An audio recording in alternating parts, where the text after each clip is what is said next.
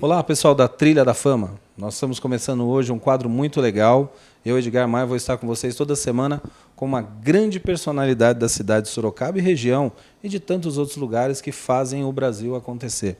Nós estamos hoje com essa figura fantástica que realmente fez história em Sorocaba, praticamente criou um conceito novo na área da medicina aqui em Sorocaba que ele vai explicar melhor para vocês. Eu estou com essa figura fantástica, Dr. Nelson Bittencourt. Tudo bem, doutor? Tudo bem, Edgar. Muito obrigado pelo convite. Doutor, queria perguntar o seguinte, de onde veio a vontade de ser médico? É de formação, é de família? Como é que foi? Bom, eu sempre imaginei que eu nunca seria médico, né?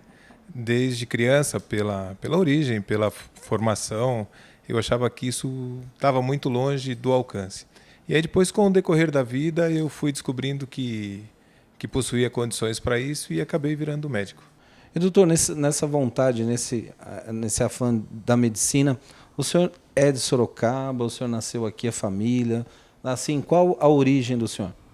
Edgar, eu nasci em Osasco e vivi em Osasco até os 25 anos.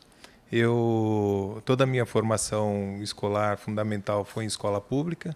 Aí depois, com 20 anos, eu acabei casando. Com 21 tive uma filha, com 22 tive a segunda filha. Aí fiquei 5 anos sem estudar e aos 23 anos comecei a fazer cursinho e no cursinho comecei a pensar em fazer medicina. Aí nos simulados, coisas eu achava que dava para fazer, mas não contava para ninguém, porque quando ia contar eu tinha que dar um monte de explicação. Poxa, mas você tem 2 filhas, você não tem pai rico, como é que você vai fazer para pagar a faculdade e tal? Então eu não falava, eu estudava e não falava.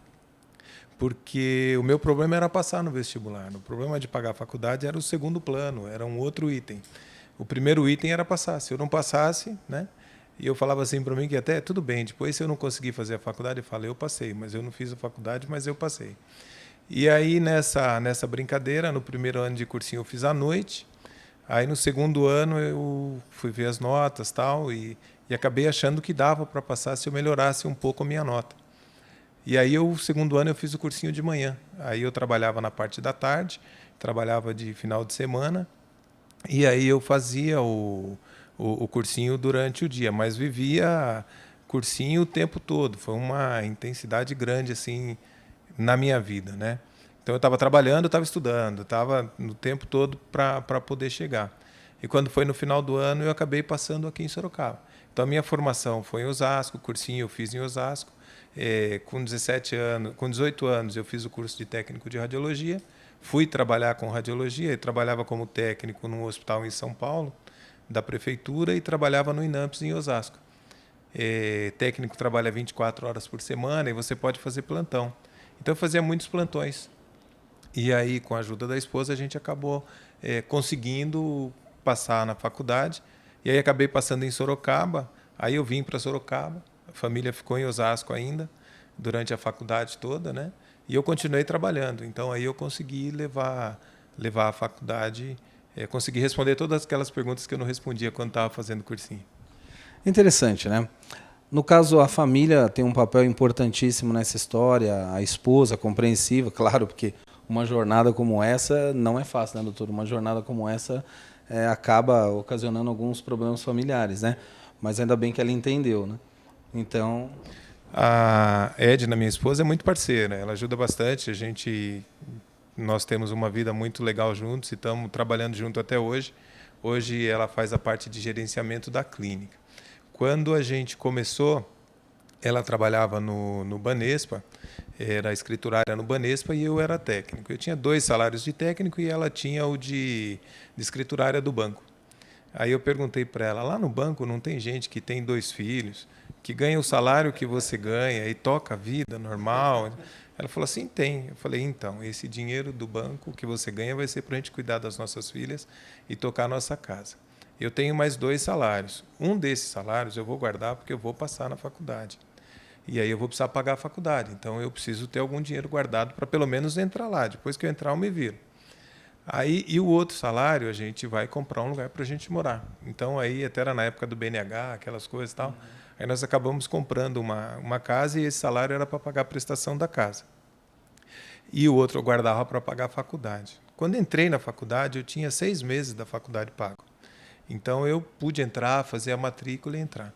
Assim que eu entrei, a PUC tinha um sistema de bolsa para quem precisa, para quem tinha necessidade. Aí eu entrei com um processo pedindo a bolsa. E era uma bolsa restituível. Depois de formado, eu pagaria. E eu consegui 50%. Então, os meus 6 meses já viraram 1 ano de faculdade paga, que eu já tinha guardado no banco, né? Com planejamento, que eu acho que é o que falta a gente fazer muitas vezes para a vida da gente. Aí esse dinheiro pagou a faculdade. Quando foi no segundo ano, eu teve um concurso para técnico de raio-x da Fundação São Paulo para trabalhar no Santa Lucinda. E aí eu estava, né, eu tinha feito cursinho, já era um técnico que trabalhava direitinho, tinha a formação de 1 ano de medicina. Aí eu prestei o concurso e passei. Aí eu comecei a trabalhar na Fundação São Paulo. E quem era funcionário da Fundação São Paulo não pagava a faculdade. Então, do segundo ano para frente, aí eu parei de pagar a faculdade. E aí eu não precisei. Então, aí eu comecei, nem dizem, a ficar rico, né? Dizem hoje que eu sou rico. Então, aí eu comecei a ficar rico.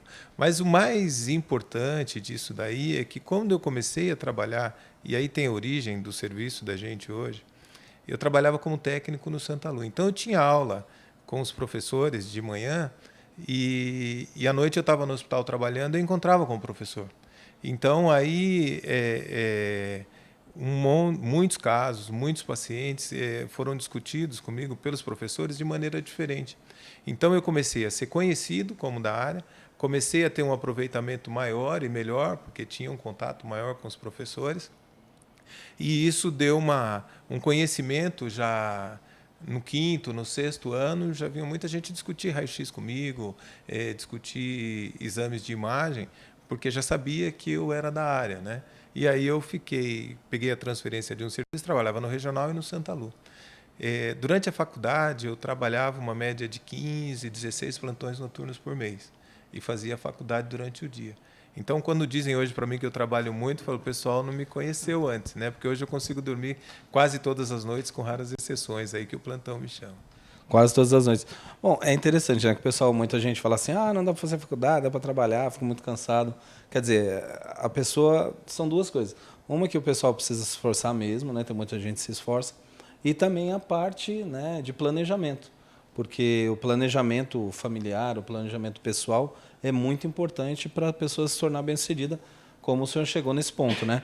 Tão bem-sucedido hoje, com uma estrutura muito bacana. Então, o que eu penso muito é que a gente tem muitos talentos que ficam pela beira do caminho por falta de acreditar. A primeira coisa, a pessoa tem que acreditar. A segunda coisa é que é uma escada longa.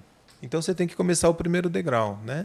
Não dá para falar que não fez a faculdade porque não tinha dinheiro se não passou no vestibular, né? Então passa no vestibular. E aí a coisa vai caminhando aos poucos, né? E você vai crescendo aos poucos. Isso é uma trajetória que todos precisam acreditar. Eu acho que a gente perde muito talento por falta de acreditar. E aí eu acho que entra, né, a responsabilidade da sociedade como um todo, né, de criar oportunidade para que os nossos jovens acreditem, né? A partir do momento que eles começar a acreditar mais, aí a gente vai realmente mudar esse país, que nem você falou no começo. E uma coisa interessante, o senhor vem de a gente está no bate-papo aqui falando que o senhor vem de uma família, muitas vezes a pessoa fala assim, como o senhor brincou, diz que é rico, né? Enfim, né? Mas todo mundo fala assim, a pessoa é rica hoje, ela era rica ontem, muitas vezes. Como que foi essa coisa assim? O senhor teve toda essa estrutura financeira ou veio desse planejamento mesmo assim? Meu pai, graças a Deus, é vivo ainda. Meu pai está com 84 anos, minha mãe com 90, os dois estão hiper bem. Meu pai é hiper simples, mas nunca faltou amor, né? Então, ele sempre teve ali, todas as coisas que eu precisei, ele sempre deu, né? Eu parei de estudar quando eu terminei o colegial, fui casar, ele não queria que eu parasse, ele queria que eu estudasse. Talvez meu pai quisesse mais que eu fosse médico do que eu na época, né? E ele sempre estava do lado apoiando. Lá em casa tem uma plaquinha assim, na casa do vovô e da vovó sempre tem R$1. Meu pai sempre teve R$1 para me dar, entendeu? E nunca faltou nada, e tudo simplesinho, mas tudo que eu precisei. E ele é um exemplo para mim. Quer dizer, o pai, a figura do pai é muito importante na família, né? Assim como a mãe, o pai também tem uma figura muito importante. É a equação familiar, né? Pai, mãe, filho, é o conceito. Então, eu acho que hoje a gente está num momento de transformação da sociedade, né? Então, quando a gente fala essas coisas, eu dei a sorte de ter casado bem, eu dei a sorte de ter o pai e a mãe sempre presente, né? Mas eu acho que nós temos muitas pessoas hoje, com a formação de família que a gente está tendo, que está mudando um pouco o conceito, né? Então, nós temos hoje muitos casais separados, muitas crianças que têm 2 pais, 2 mães. Então, a coisa está bem modificada, né? O que eu acho que não pode faltar é o amor, né? Eu acho que, independente de qualquer coisa, o amor é o mais importante, né? E é isso que eu acho que transforma, né? Então, se é um pai separado, tenha amor pelo seu filho, né? Não abandone seu filho, não vire as costas, né? Para os pais que são separados, né? Não usa a criança como moeda de troca, né? A criança precisa de carinho. E aí fazer essa criança acreditar que ela tem que crescer, que ela tem que ser útil para a sociedade onde ela participa, né? E falando em filhos, porque todo esse processo, você falou que trabalhava muito, estudava, sempre trabalhou muito. Como que foi a relação assim dos filhos, né, com a esposa? A esposa é fantástica, o senhor está de parabéns, o senhor já até fez um elogio, né, a sua esposa merecido. E os filhos, né? Como que foi essa história assim? Eles entenderam bem, vivenciaram bem essa coisa toda? Então, eu tenho muito orgulho dos meus filhos, né? Eu tenho a Thaís, que está com 32 anos, a Beatriz, que está com 31, e o Marcos, que está com 20 anos agora, 21. A Thaís, ela, os dois, as duas, quando eram pequenas, eu tinha pouco contato, porque eu ficava aqui, não era aquele pai de estar todo dia em casa, mas eu sempre tive presente, né? E sempre passando os ensinamentos, né? Que eu acho que o pai, quando ele se dedica, trabalha e mostra amor pelo seu filho, o filho entende, né? Então, para mostrar o que eu fazia, eu cheguei a trazê-las na República onde eu morava, né, com os colegas, falar, vamos lá para você conhecer, para você saber, levei na faculdade para mostrar. Para entender, né, o processo. Isso, eu levei na faculdade, elas tinham 10, 12 anos, eu trazia nas festas que a gente fazia de final de ano com a turma, para elas terem contato, para elas saberem o que eu estava fazendo, né? Isso é importante. O filho precisa saber o que o pai está fazendo. Ele não está aqui comigo porque ele está lá buscando o melhor para mim e para minha família, né? Para a nossa família. Então, elas hoje são... A Thaís é professora, é coordenadora de ensino em Salto, é uma baita educadora, me traz ensinamentos todos os dias. A Bia fez medicina na UNAERP em Ribeirão, fez residência na Unicamp e está fazendo o R4 no Sírio-Libanês de Medicina Nuclear. Começou a semana passada. E o Marquinho está fazendo medicina na PUC Campinas, está no 2º ano. Vamos torcer para ele caminhar bem aí também. Mas o que eu falo para eles, que mais importante do que tudo isso é você ser feliz, né? Eu, há muito tempo atrás, quando estava no cursinho, estava assistindo um documentário, e esse documentário foi sobre um filme, e o cara tinha filmado na favela, né? Uma favela de São Paulo. Ele foi lá e fez o filme, e os atores do filme eram as pessoas da favela, né? Então, aí tinha uma menininha bem bonitinha, de uns 12 anos, a repórter, né, no documentário, falou, então, e aí você, o que você achou do filme, né? Ela falou assim, eu gostei do filme, mas o filme mostrou que a gente é muito triste, né? A gente não é tão triste assim, né? Eu sou feliz aqui, né? Eu sou muito feliz aqui. Eu sou feliz aqui. Então aquilo marcou bastante. Então eu sempre falava para eles: o importante é você ser feliz, né? Se você é médico, se você é jornalista, se você é pedreiro, procure estar feliz com aquilo que você faz, que aí as coisas vão ocorrer naturalmente, né? Quando você está infeliz, pode ser médico infeliz, larga, vai fazer outra coisa. Você tem que buscar a sua felicidade. Exatamente. E doutor, nesse papo todo, assim, eu queria saber o seguinte: Dr. Nelson por Dr. Nelson, o que o senhor tem para especificar para as pessoas que o senhor gostaria de falar? Eu sou assim. Rapaz, eu tenho um prazer muito grande em servir. Eu acho que esse é a principal característica minha, né? Às vezes as pessoas falam assim, poxa, Nelson, mas agora, domingo, você vai fazer isso? Eu me sinto bem. Então, eu acho que Dr. Nelson, pelo Dr. Nelson, é o prazer em servir. E isso desde a época de criança, desde a época do cursinho, da faculdade. E eu mesmo fazia essa pergunta para mim, né?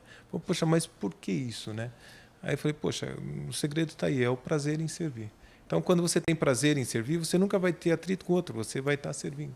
E aí, e na medicina não tem profissão melhor para fazer isso. Por isso que eu acho que hoje foi uma dádiva que eu tive de poder fazer medicina, porque eu posso servir, né? Tá, toda a índole, todo o caráter que o senhor tem hoje, o senhor desenvolve através da profissão, né?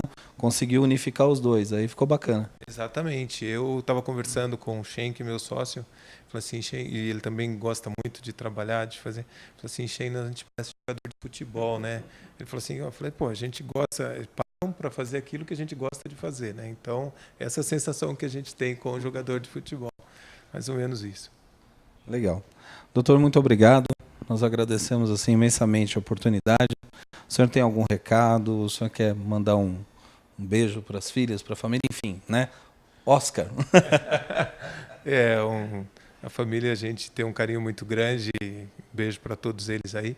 E muito obrigado pela oportunidade, né? A gente tem um carinho grande pelo trabalho de vocês. Eu acompanhei há bastante tempo, desde que cheguei em Sorocaba. Foi através desse trabalho comunitário que a gente vai conhecendo. Como eu não conhecia a cidade, não conhecia as pessoas, então isso foi de grande valia. E eu acho muito importante isso para a gente poder conhecer o local que a gente vive, né? Então, assistir jogos e etc., tudo pelo canal comunitário aqui, eu acho isso importantíssimo. Legal. Pessoal, então, nós vamos ficando por aqui agradecendo ao Dr. Nelson Bittencourt e o Trilha Personalidade está aí. Estamos iniciando hoje e tem muito mais para vocês aí toda semana. Valeu? Até a próxima.